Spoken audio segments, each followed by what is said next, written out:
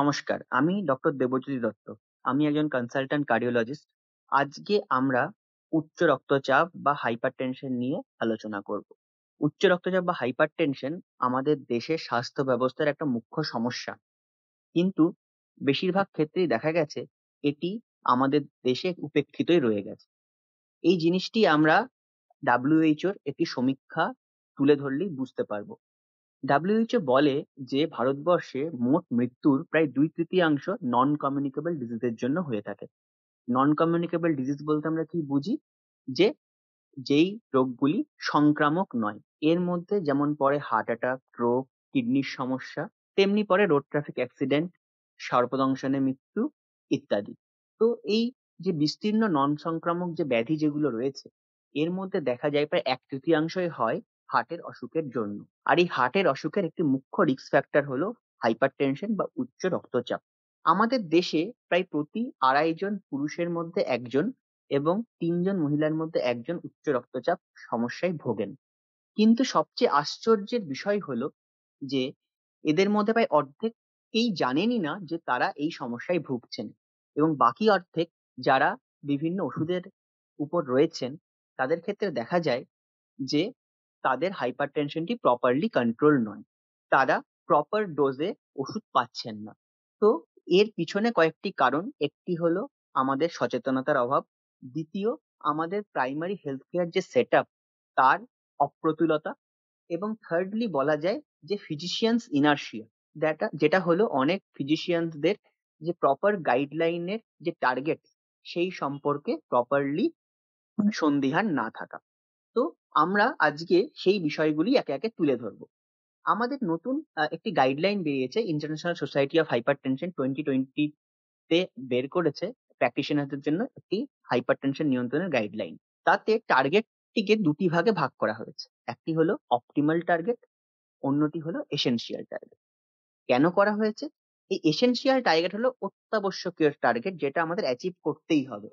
এটি আমরা যেটা পুয়ারলি রিসোর্স সেটিংস যেই সমস্ত জায়গাগুলি আছে, যেমন প্রাইমারি হেলথ কেয়ার সেন্টার যেখানে ওষুধ সহজলভ্য নয়, সেই সমস্ত জায়গায় আমাদের এসেনশিয়াল টার্গেট অ্যাচিভ করতে হবে, এবং যেখানে স্বাস্থ্য পরিকাঠামো উন্নত সেখানে অপটিমাল টার্গেট অ্যাচিভ করতে হবে। এসেনশিয়াল টার্গেট বলতে বোঝানো হয় আমাদের যে প্রাথমিকভাবে আমরা যে ব্লাড প্রেশার মাপি তার থেকে 20/10 অন্তত পক্ষে এই ব্লাড প্রেশার কমানো, আইডিয়ালি 140 থেকে 90 নিচে রাখা।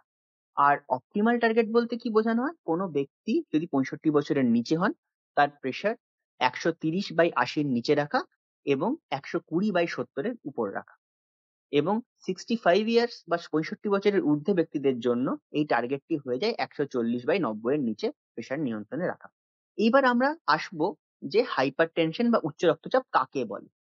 একে বলা হয় যদি কারো প্রেশার 140/90 উপর হয়। কিন্তু আমরা কি একবার মেপেই বলতে পারবো যে কেউ উচ্চ রক্তচাপে ভুগছে? না।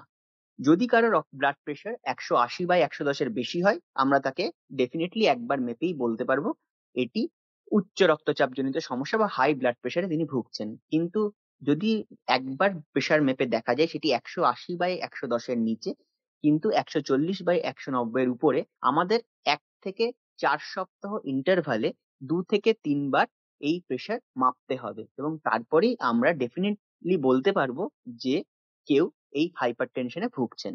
সেকেন্ড হলো, আমরা যখন ডিটেক্ট করলাম যে এটা হাইপারটেনশন বা উচ্চ রক্তচাপে তিনি ভুগছেন, তাকে তার এই হাইপারটেনশন সিভিয়ারিটি কতটা সেটা আমাদেরকে বিচার করতে হবে। তো নর্মাল ব্লাড প্রেশার 140/90, কিন্তু অপটিমাল ব্লাড প্রেশার হলো 130/80।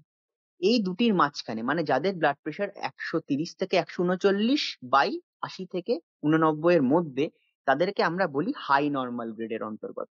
গ্রেড 1 যাদের 140 থেকে 159/90 থেকে 99, আর 160/100 বেশি হলে তাদের গ্রেড 2 হাইপারটেনশন বলা হয়। এবার এই গ্রেডেশনে ভাগ করার পর কাদেরকে আমরা ওষুধ দেব আর বাকিদের আমরা কি করব?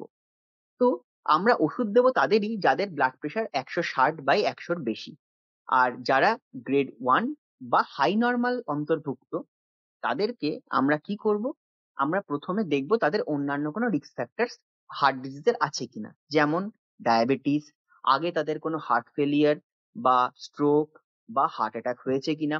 যদি এগুলি না হয়ে থাকে তাহলে আমরা 3 থেকে 6 মাস মেডিকেল পরিভাষায় বলা হয় লাইফস্টাইল মডিফিকেশন চেষ্টা করব। মানে আমরা জীবনযাত্রার কিছু বদল আনবো, যেগুলো দিয়ে আমরা চেষ্টা করব যাতে ব্লাড প্রেশারটা নিয়ন্ত্রণে থাকে। এবং 3 থেকে 6 মাসের মধ্যে এই লাইফস্টাইল মডিফিকেশন দিয়ে যদি না হয়, তবেই আমরা ওষুধ শুরু করব। তো এই লাইফস্টাইল মডিফিকেশন গুলো কি কি, সেগুলি আমাদের জেনে নিতে হবে। প্রথম কথা, পরিমিত নুন খাওয়া। কত? আমরা সারাদিনে 5 গ্রামের কম নুন খাবো। দ্বিতীয়, তো রেগুলার শরীর চর্চা করা। আমরা বলি মডারেট ইন্টেন্সিটি এক্সারসাইজ। এটা কিরকম? আমাদের হাঁটতে হবে 40 মিনিটে 4 কিলোমিটার, অন্তত সপ্তাহে 5 দিন। এছাড়া জগিং, সাইক্লিং, ঘর মোছা, সুইমিং করা, এগুলো মডারেট ইন্টেন্সিটি এক্সারসাইজের মধ্যে পড়ে। আমাদের হেলদি ডায়েট খেতে হবে। হেলদি ডায়েট বলতে আমরা কি বুঝি? আমরা হাইপারটেনশন কমানোর জন্য বলা হয় ড্যাশ ডায়েট। এটাকে সহজভাবে বলতে হবে আমাদের বেশি করে ফলমূল, সবুজ শাকসবজি খেতে হবে, এবং একই সাথে তেলে ভাজা, deep fried food, fast food, চিনি, সুগার, এগুলো কম খেতে হবে। বলা হয় যে সমস্ত খাদ্যে নাইট্রেটের পরিমাণ বেশি, যেমন উদাহরণস্বরূপ বলা যায় বিটরুট, কিংবা যে সমস্ত খাদ্যে ম্যাগনেসিয়াম, ক্যালসিয়াম এবং পটাশিয়ামের পরিমাণ বেশি, যেমন অ্যাভোগ্রাডো, বাদাম, লেগুমস এটসেট্রা, এগুলো খেলে কিন্তু রক্তচাপ নিয়ন্ত্রণে থাকে। এর পরের ইম্পর্টেন্ট জিনিস হলো আমাদের ওজন নিয়ন্ত্রণে রাখা। স্বাভাবিকভাবে যেটা বলা হয়, খুব ইজিলি যেটা মনে রাখার জন্য, আমাদের কোমরের পরিধি আমাদের হাইটের অর্ধেকের কম হতে হবে, যেটাকে ডাক্তারি পরিভাষায় বলা হয় ওয়েস্ট টু হাইট রেশিও <0.5। এছাড়া যারা স্মোক করেন তাদের স্মোকিং ছেড়ে দিতে হবে। স্মোকিং এবং অন্যান্য তামাক জাতীয় দ্রব্য, এগুলো বর্জন করতে হবে। সঙ্গে আমাদের দিনে 6 থেকে 8 ঘন্টা সাউন্ড স্লিপ, স্ট্রেসফুল লাইফ কমিয়ে ফেলা, এই দূষণমুক্ত পরিবেশে থাকা, এগুলোও দেখা গেছে যে হাইপার টেনশন কমাতে সাহায্য করে। তো এই লাইফস্টাইল মডিফিকেশন গুলো করার পর যদি 3 থেকে 6 মাসের মধ্যে দেখা যায় না, আমাদের যে অপটিমাল বা এসেনশিয়াল টার্গেট সেটা আমরা অ্যাচিভ করতে পারছি না, তখনই আমরা ওষুধ শুরু করব গ্রেড 1 বা হাই নর্মাল পেশেন্টদের ক্ষেত্রে। এইবার আসুক আমরা কি ওষুধ শুরু করব। এখন clearly international society of hypertension গাইডলাইনে বলা হচ্ছে যে একটি সিঙ্গেল কম্বিনেশন পিল দিয়ে ওষুধ শুরু করতে। কম্বিনেশন পিলটি হবে 2টি ড্রাগের, একটি হবে এআরবিএ বা এসি ইনহিবিটর, সঙ্গে থাকবে ক্যালসিয়াম চ্যানেল ব্লকার।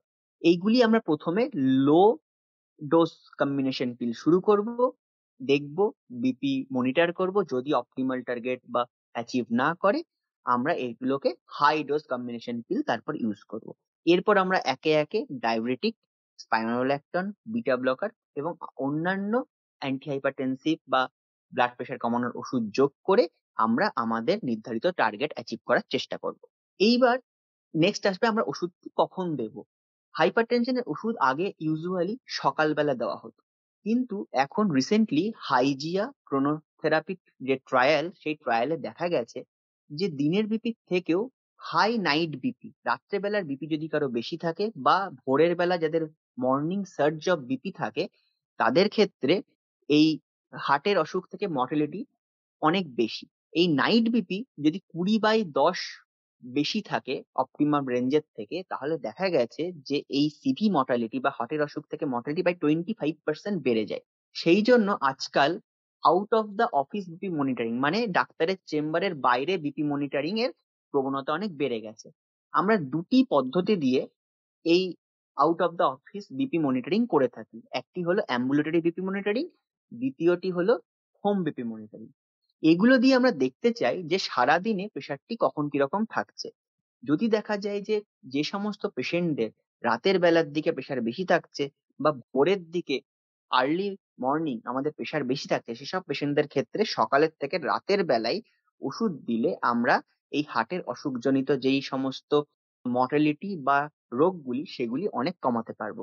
এরপর আমি যেটা দিকে আসতে চাই সেটি হলো যে এখন রিসেন্ট আমাদের কোভিড এরাই, আমাকে একটি কথা বলতেই হবে, রিসেন্টলি কোভিড এরাই বহু পেশেন্টই আমাদের ফুসফুস বা লাংস এর অনেক সমস্যায় ভুগছেন এবং তাদের এআরডিএস বলে একটি অসুখও হচ্ছে। এই এআরডিএস পেশেন্টদের যদি উচ্চ রক্তচাপ থাকে, সেক্ষেত্রে মেটোপ্রোল নামে বিটা ব্লকারটি ইউজ করে দেখা গেছে যে এটি লাং ফাইব্রোসিস অনেকটি কমায় এবং পেশেন্টকে সুস্থ হতে দ্রুত সাহায্য করে। কাজেই কোনো Covid positive patient with ARDS যদি কেউ থাকে, সেক্ষেত্রে অ্যান্টি হাইপারটেনসিভ ওষুধের ক্ষেত্রে আমরা মেটোপ্রোললটি আগে প্রেফার করব। এবং আরেকটি কথা বলা যায়, রিসেন্টলি ভ্যালসার্টান ওষুধটিতে এনএমডিএ পাওয়া গেছে, যেটি আমাদের কিছু কার্সিনোজেনিক পোটেনশিয়ালিটি আছে। সেই জন্য ভ্যালসার্টান ওষুধটিকে এখন খুব ওয়াইডলি অ্যান্টি হাইপারটেনশন বা বিপি কমানোর জন্য ব্যবহার করা হচ্ছে না। তো এই জিনিসগুলি আমি এখন তুলে ধরতে চাই নতুন গাইডলাইনের দিক থেকে।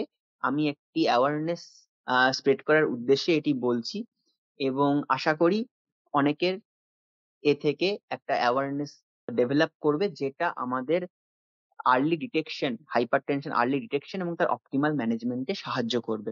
ধন্যবাদ।